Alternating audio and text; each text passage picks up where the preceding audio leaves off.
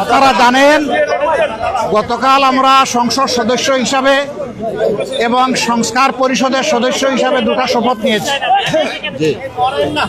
আমরা সংসদে গিয়ে দেশের জন্য ভালো কিছু করতে চাই ইনশাআল্লাহ, আর সংস্কারের মাধ্যমে সমাজের আবর্জনা দূর করতে চাই। এই আবর্জনা রাস্তার ময়লা, ড্রেইনের ময়লা, ছড়ার ময়লা থেকে শুরু করে মানুষের মনের আবর্জনা আমরা দূর করতে চাই। মানসিক সংশোধনের জন্য আমাদের অভিযান।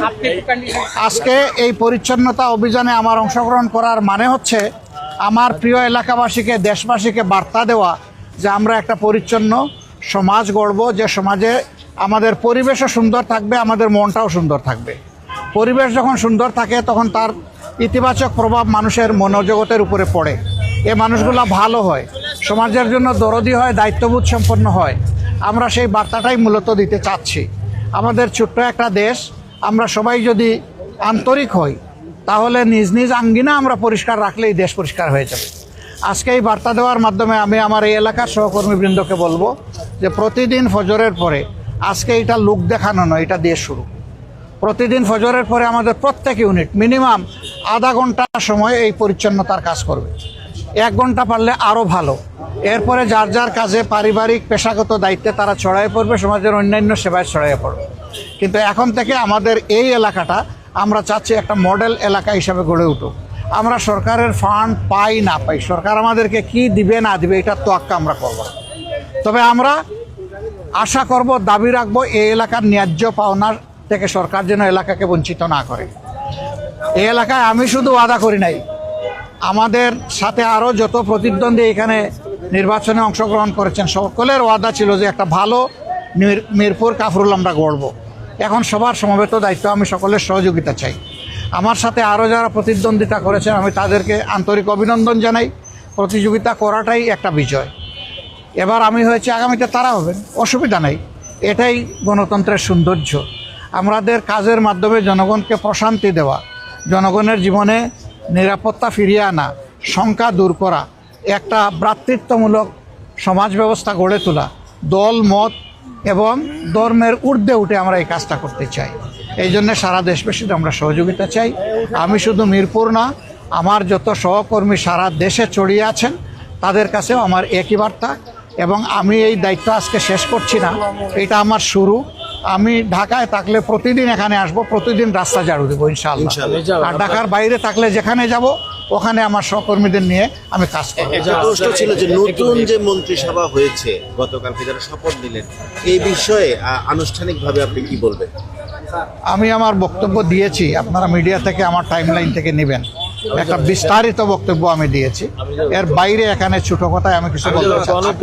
বলেছিলেন যে শক্তিশালী একটি বিরোধী দল হবেন সংসদে এবং রাজপথে, কিন্তু আমরা গত কয়েকদিনের যদি তথ্য বিশ্লেষণ করি, আপনারা অভিযোগ দিয়েছেন নির্বাচন ইঞ্জিনিয়ারিং এর, এরপর নির্বাচন পরবর্তী সহিংসতার অনেক ঘটনা আছে। সবশেষ গতকাল সংস্কার পরিষদের শপথ নেয়নি বিএনপি।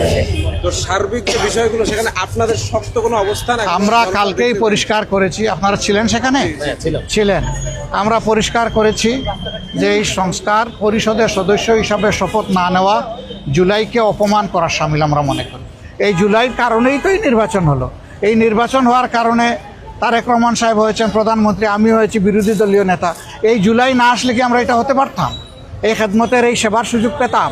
তাহলে জুলাইকে আমাদের অবশ্যই স্বীকৃতি দিতে হবে, সম্মান করতে হবে এবং জুলাইয়ের আকাঙ্ক্ষার ভিত্তিতে যে সমস্ত সংস্কার প্রস্তাব সামনে এসেছে এই সবগুলা বাস্তবায়ন করা হবে এই সংসদের পবিত্র দায়িত্ব।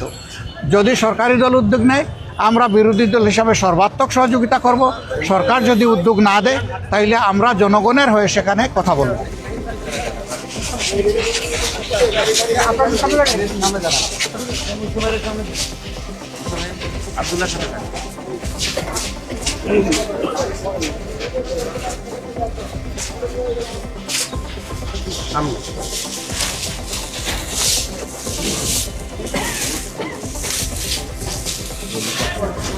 না না না, হাত দিও না, হাত দিও না।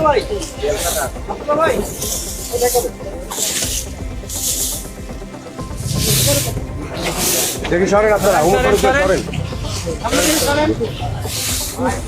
আচ্ছা একটু সরেন না, একটু সরেন, কাজটা একটু সুন্দর করে করি।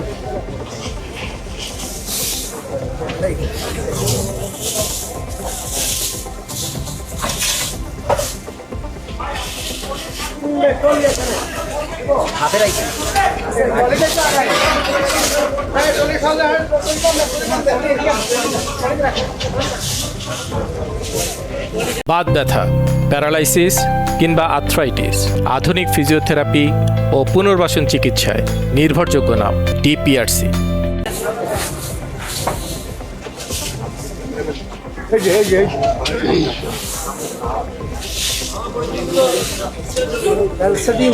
হ্যাঁ হ্যাঁ বেলচা আচ্ছা ঠিক আছে, এক বেলচা আমি দেই, বাকিটা আপনারা দেবেন। এই ঝাড়ুগুলা সরান না, ঝাড়ু এখানে রাখছেন কেন? ঝাড়ু এখান থেকে সরান, ময়লা লাগবে তো।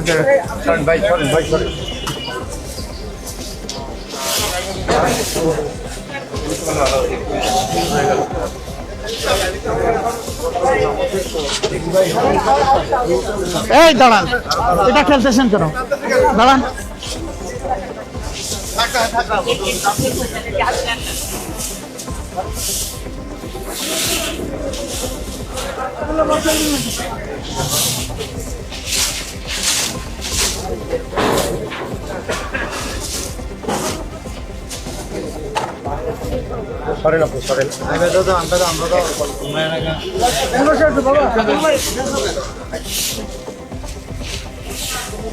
দেখি ভাই, দেখি রে, না না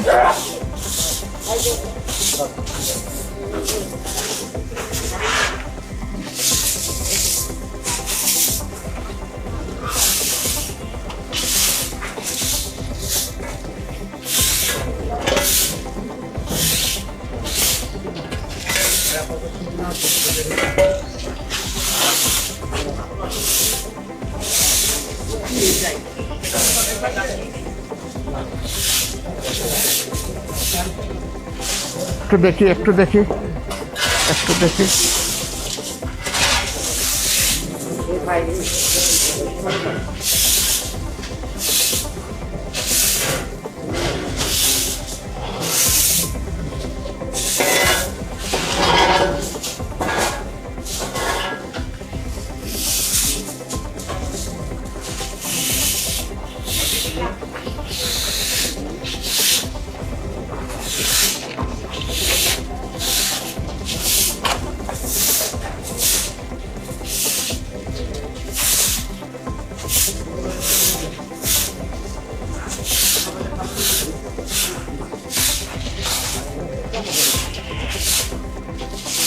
একটু দেখি ভাই, শোনা।